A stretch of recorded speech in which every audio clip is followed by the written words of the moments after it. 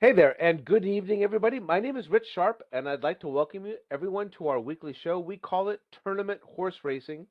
It's brought to you by Broke Eyes Handicapping. Here's how it works. We've broken the horse racing calendar into four separate tournaments, and each tournament consists of, well, approximately 10 racing days. We pick four races from each of those racing days, and we compete against each other for prizes. We have four horse players, and each player will make a mythical $2 win place bet in each of the four races that day. We measure, well, we measure whoever wins the most money on any given tournament. The horse player with the highest amount of money after four races that particular day wins that individual tournament, and the horse player with the highest amount of money won after 10 weeks is the winner of that tournament. At the end of the year, well, we're going to have four individual tournament winners. Believe it or not, we've already got one already, and we're coming down to the last stretch of the second tournament. We've just got three tournaments left, and we'll have one year-end champion. That's also based on just the total amount of money that you've won for the year. That's how the tournament works. And without further ado, I'd like to introduce you to our horse players. I'm going to start all the way out. I'm going to start in time zone order on the East Coast in Staten Island, New York. It's my good friend Ray Torado. Ray, you're fresh off Belmont Stakes weekend. How are you doing, my friend? Good, I'm doing good, guys. Just want to wish you guys a happy Father's Day. Have a nice weekend, and get ready for Monmouth, and it should be fun. Yeah, right back at you. Happy Father's Day, buddy. Thank Uh, you. I'm going to come back out here. I'm going to start on the West Coast now, and he's just a little bit to my south. He is my good friend from Temecula, California. He is also one of our horse racing handicappers for the evening. Joe English, how are you doing this weekend?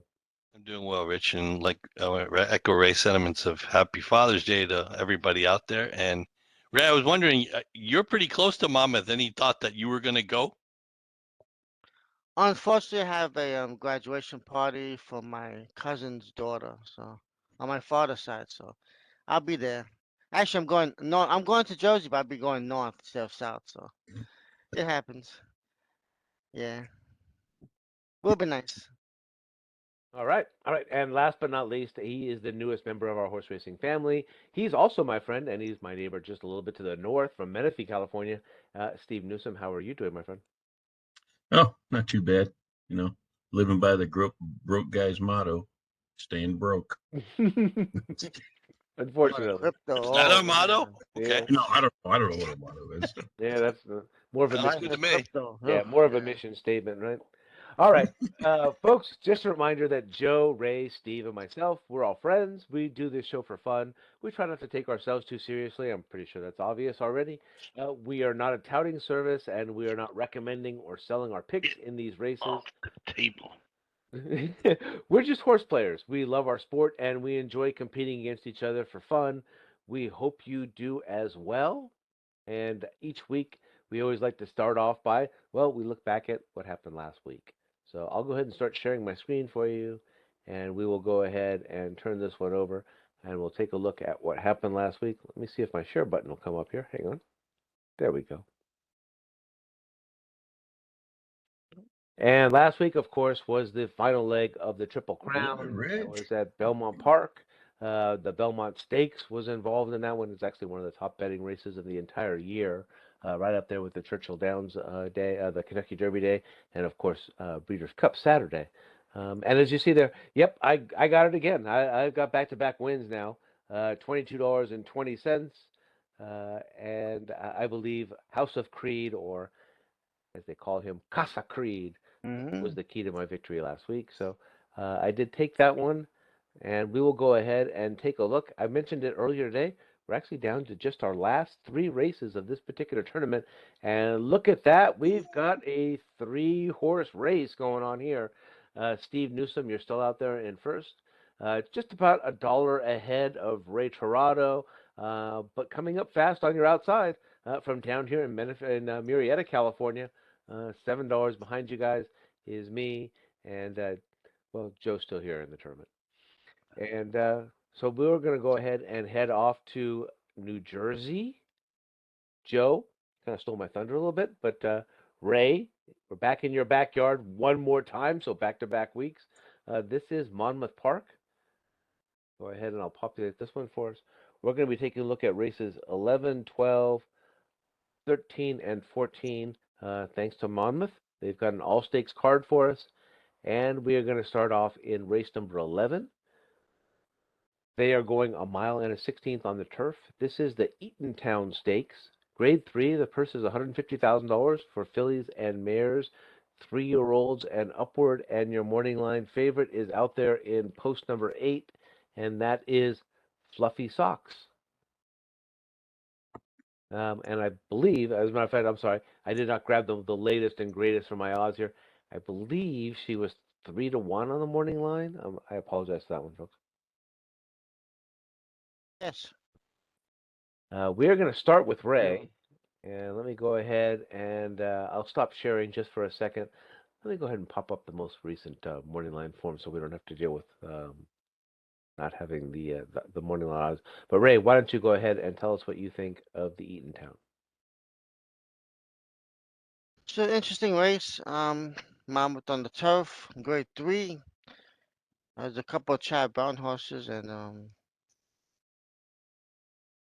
I'm playing dangerously. I'm not gonna pick a Chad Brown horse in this race. It's very risky, but what are you gonna do? I'm gonna go all the way to the inside. Number 1, Vigilante's Way for Shug McGahee, Paco Lopez. He's got a good Monmouth record. 2 out of 4, 2 seconds on the distance. She's 9 races, 4 wins, 3 seconds, 2/3, so she's in the money. Every race on the turf and at the distance in her career, so I think she's gonna get a good trip from the rail. She's competitive against these. You know, she did win this race last year, Eatontown, as I can see, and obviously she likes the course. You know, 4 for 4 in the money. Second race off the layoff, so they probably were pointing her to this race. She did finish second in the Miss Liberty. Usually, I guess it's a prep race for this race as a favorite, but maybe she wasn't fully cranked up.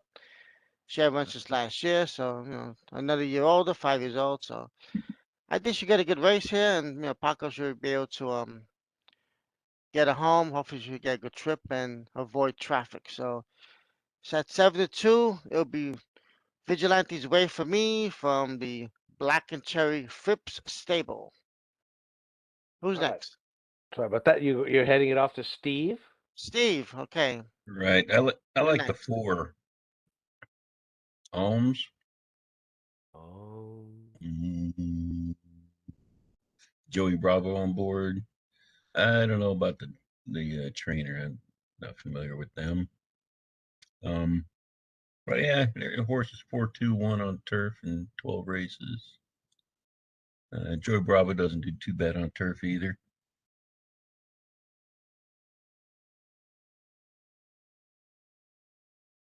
But had a nice workout in,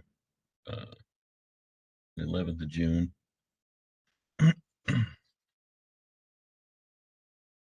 But yeah, I'm gonna go with the 4. Yeah. Godolphin Racing. Never Get a off. bad. Yeah. Yeah, I knew right. there's a couple other things I was Yeah. Godolphin supposed to point owned. out, but I forgot. Godolphin bred. This is top-notch mare. I went outside. I went a little bit outside of you. I went with the 6. I went with the other Michael Stidham, and he's actually a very top-notch trainer, especially on the turf.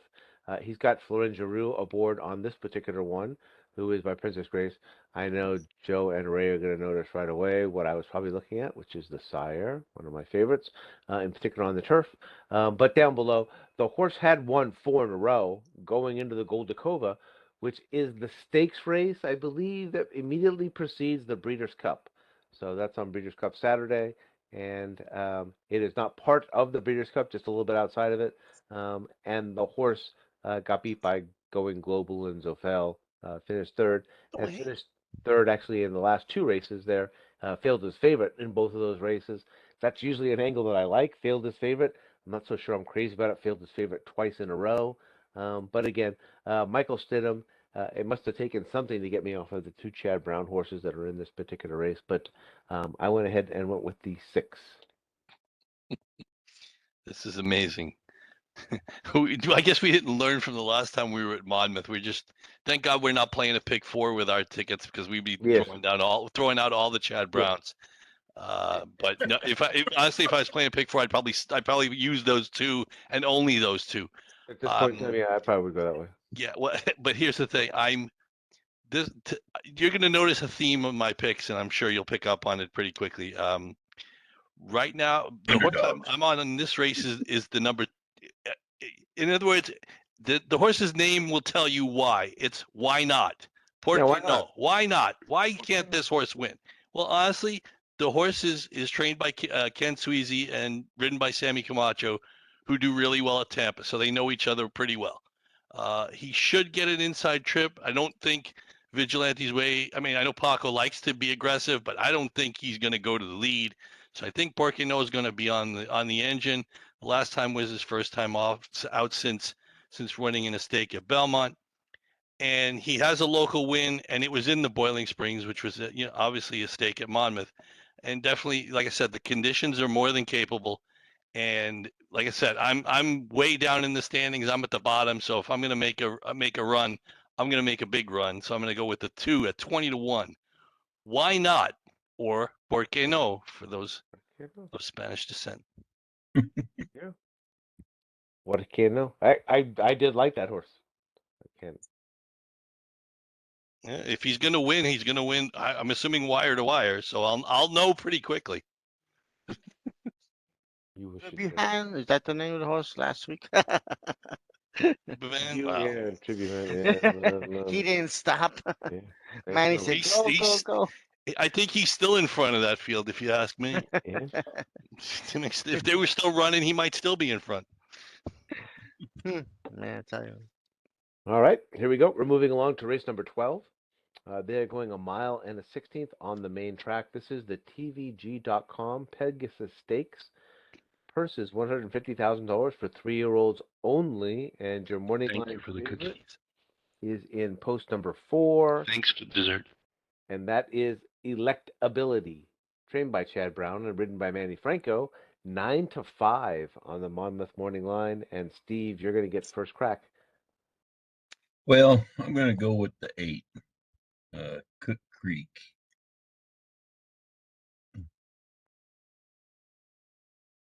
Yeah, there you go. 12-1 with Johnny V.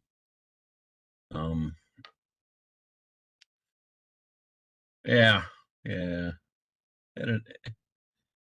The horse has won a couple of times back in Del Mar. But yeah, I don't know. I just want to get something with little odds. Get Sire by Uncle Mo. So going with the 8. All right. I am actually, I'm up next, and I'm on the 2. I'm on Homebrew, and that's trained by Brad Cox and ridden by Florin Giroux. They're a tepid 32% together. And the horse, just like Steve said, few wins, 3 wins out of 5 lifetime starts with 1 second. Did win just that last time in the Oak Lawn in a stakes race for $150,000. Got beat by Dash Attack. This one's a little bit of a troubling sign here, in the fact that Dash Attack is in this race, and Dash Attack beat Homebrew by about 8 lengths in that particular race. But other than that, 3 for 4 with just the 1 second. So that's the one that maybe you could just draw the line through and toss. Again, Brad Cox, Eclipse Award-winning trainer, Florin Giroux, one of his favorite jockeys, if not, his very favorite jockey as far as who he puts aboard his mounts. So I went ahead and went with the 2, Homebrew. I will hand this off to Joe. Okay, and just to be clear, the horse that Steve picked did not win at Del Mar. He won at Delaware Park. Though the Oh, is that what that was? Excuse the me. abbreviation for Delaware is DEL. Del Mar is DMR. Just so that's just not trying to be perfect, There we but go. just want to make sure everybody was aware of that. I'm not on either one of those horses. I'm on the horse right below the horse Steve picked. I'm on the 9. Jamie Dreams, and yes, 30-1 is the morning line. You're seeing it correctly. The trainer and the jockey are up from Parks, Obviously, the horse has been doing all his running at parks, all 5 races. And his last race was his best race, and it was his first time going 2 turns, which is the same scenario we have here. Yes, it's a class test, but this is that old 3 broke guys angle for horses that run in allowance races, win, and either can't get the race to fill, in a non-winners of 2 allowance, or the horse is just doing so well that they run, above their head, way above their head. And maybe I'm hoping it's the latter. He's gonna have trouble getting uh, um, over to the rail. He's got speed. I think there's some speed inside of him, so he may have trouble getting over. But if some reason he shoots out of there, speed does well on the dirt at Monmouth. And basically, this is a contest pick because I'm $30 down. That's exactly what's going on here. So 30 to 1, number 9, Jamie Dreams, in one of the Pegasus, one of the supporting features at Monmouth on Saturday. Ray, I will hand it off to you, and please tell me you didn't pick the 9. No, but we do have a duplicate here. uh, yeah, I'm also on the 8 Cook Creek. Um, 12 to 1. Yeah, it's one of those things. I'm just giving this horse a shot at this condition. Been racing against a little better. I mean, the Peter Pan. I mean, second race off the little layoff he had. He's kind of been overmatched his last few races, but he's coming back to more, decent horses here. This is not great stake, so I mean, he was only 2 lengths behind the We the People of pace. In the Peter Pan, he just folded, late in the race. First time Lasix, I'm considering that, and I'm just hoping for a little better improvement here. And he had won his first 2 races, but then went out to Belmont and Aqueduct, and I mean he did finish third at Jerome, second in Nashua, so I mean that's not too bad. And then he got pounded in the withers, but out of Uncle Mo, Johnny V aboard, so I'll take Cook Creek um as my top choice too, Steve. So maybe we can get some money here. Yeah, yeah. Maybe I'll have to Hopefully throw a bit on against that one. these, he should be able to run well. Electability is in the race, and he just finished 3 lengths off for him. So you know, it's not it's not the worst thing. I mean, for the price, it's not a bad horse. So we'll give it a shot here. Like Billy's just too easy to pick here, but it's Monmouth. Then I've seen Monmouth, a lot of crazy things have happened. So see what happens. Rich, did you go? No. Yeah, no, I Oh yeah, we already got it. Yeah. I filled in our picks. We're ready to Okay. go. We're up to the feature. All right. We are Okay. on to the I race was number last. race Oops. number 13. And in race number 13, they're going a mile and an eighth on the turf. This is the Monmouth Stakes, a grade 3, purse of $150,000 for 3-year-olds and upward. And your morning line favorite is in post number 6, and I believe that is Sacred Life, trained by Chad Brown and ridden by Manny Franco. And that's going to go ahead and put me in the top spot here.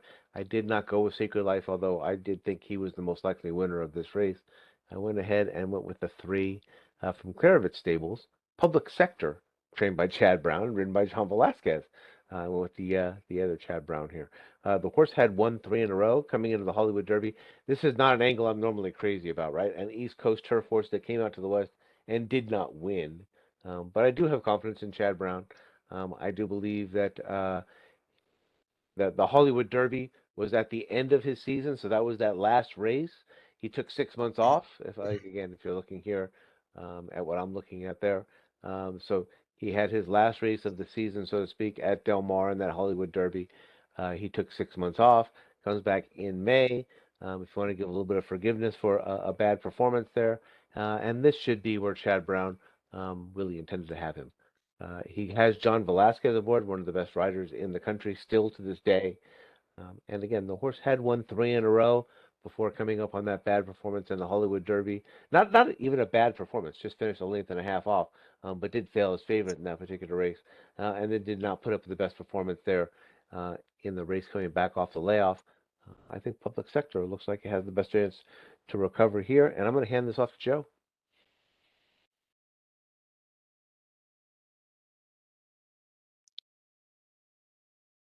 Oh, can't hear Joe. I lose you guys? No, we can't hear Joe. Oh.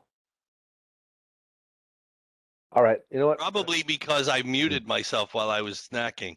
There you Sorry go. about that, guys. Give me the 10. Ocean's Map, 20-1 for Greg Sacco and Mike Smith in town, and we'll get to that in a minute. This horse is, third race off the layoff, and he gets more ground. It seems like if you look back in his PPs, he's had more success going longer, so he's going to get more ground. Another half furlong tomorrow, and he's got 2 local wins. And again, Mike Smith is in town, so why not take advantage of the Hall of Fame? He's got a decent record over the track. And like I said, I'm looking for price horses, and I don't even mean 8, 9, 10 to ones. I'm looking for bombshells to go off. And give you the 10 Ocean's Map. Hopefully he can get enough ground. He gets an extra half furlong, like I said. And since Mike Smith's in town, he's not a bad substitute rider. So I'll take 20-1 on Ocean's Map. Right? Is that the Mike Smith? One and only. Yes, The it only, is. yeah, that's the one. Only jockey named Mike Smith. I'm sure that I know there's like a basketball writer named Mike Smith, but he's not it. In order to turn my bank called Mike Smith. Okay. I'm gonna go with an angle that has worked for me in the past. I found a very good dirt horse who has, I guess, exhausted his options, especially in the Pegasus World Cup. Number 2, Tax. He's got some good figures. Racing some grade 1s last year. The Travers, the Pegasus World Cup, twice. Bit lightly raced last year, 1 start, and that was the race. I would assume he has some injuries or whatever. So to bring him back at 6, put him on the turf. I guess they want to see what happens. He's been a good horse throughout the years, throughout the couple of years. So the distance is there. He's he can get the distance. It's just a matter of him liking the turf. So I'll go with Tax or Joe Bravo, Danny Gard. I'm trying this angle here. So good horse, new surface. Hopefully if he'll take to it, he could be in the race for me at 12-1. Steve? All right. Yeah, I went with the 4 TD Dance, touchdown dance. I don't know. I believe that's correct. Yeah, could be. Yeah. Previously trained by Brad Cox and then bought for what, 220 grand. So it looks like he probably made a nice profit on it. He had some good speed numbers, some late speed. So expect him to come from behind and I sold him. what's that? Yeah, he did sell him, so that could be a thing. Yeah, that's surprising. Yeah. But yeah, and I don't know much about Sammy Camacho or Jason Barkley, but Camacho's 20% on the turf, so.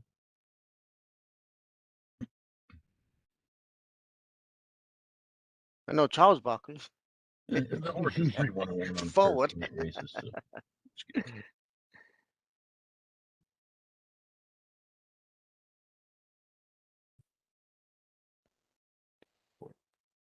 All right, here we go. On to the finale for us, and this is going to be race number 14 that's coming up here. They are going 1 mile. This is the 1 mile on the main surface. This is the Salvatore Mile Stakes, the grade 3. Purse is $150,000 for 3-year-olds and upward, and your morning line favorite is in post number 3, trained by Doug O'Neill and ridden by Mike Smith.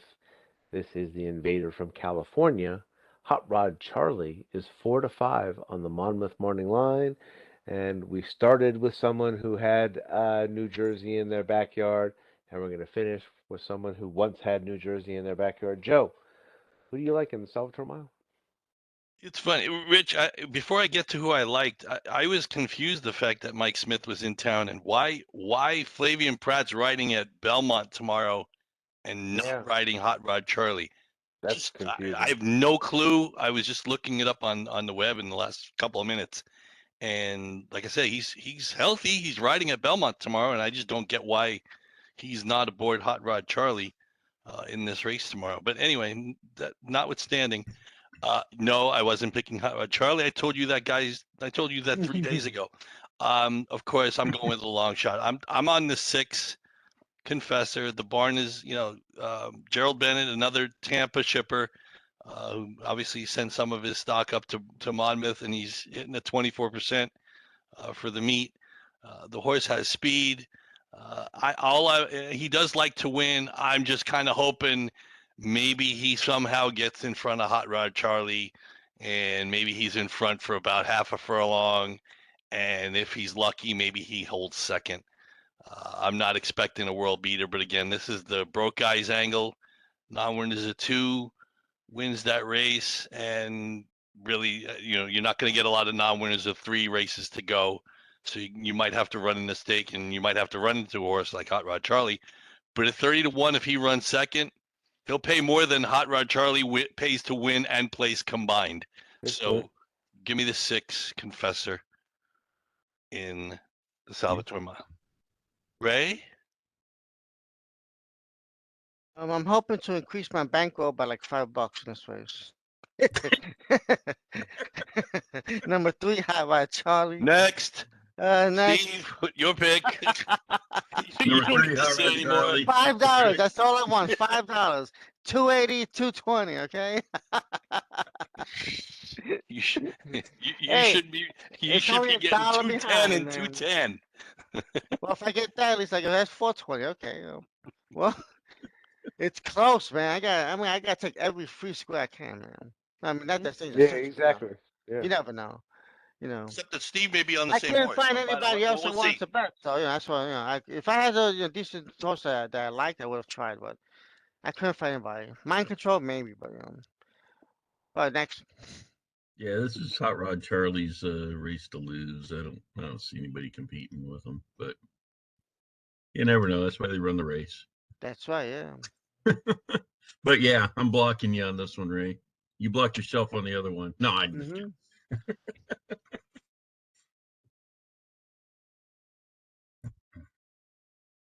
And that would leave me, and don't load them in backwards. Otherwise, I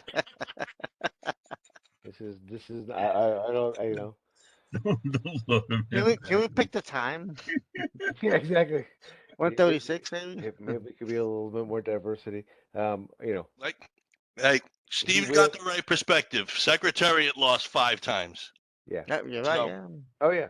No, I'm not saying he's invulnerable, but No, I am yeah. saying he's pretty darn good. And the fact of the matter is Oh, he went over to Dubai and won those couple of races and things like that. Joe, you are sitting in the catbird seat as far as that one's concerned because you don't have to worry about this. But I wasn't about to let Ray and Steve inch just a little bit further ahead of me. Mhm. After I Don't fought want to so give hard up the to get free there. square, huh? So yeah, I'm gonna go ahead and go with Hot Rod Charlie. And truth be said, I've liked this horse for quite a while as well myself. So he is a California horse, and there he is. So I'm gonna go ahead and pop this out there. Everybody, take a look at your picks because we are at the end of this. A 6-2 with a 3 and a 3. Rich, The question is, what's next? I'm guessing you won't be making much of a change to mine from this point forward. All right. 8, 4, 3, and everybody, does it look okay? Mm-hmm. Absolutely. Let me go ahead and come on back to you guys. I wonder what's next for him after this as an older horse. Yeah. Suburban? Who knows? Let's see. No, probably not. Next week, let's see. Just to humor Ray. So we've got the Monmouth Stakes today. After that, we'll have 2 more with Belmont Park. Look at that. We'll finish almost the same way we went through the Triple Crown Stakes. That's why it's called the Triple Crown Series. The following week, we'll do Belmont Park with the Mother Goose and the Wild Applause. And we will finish on July 2nd at Churchill Downs with the Stephen Foster Handicap and the Y Stand Stakes. All right. Anybody got anything they want to add before we go ahead and sign off for the evening?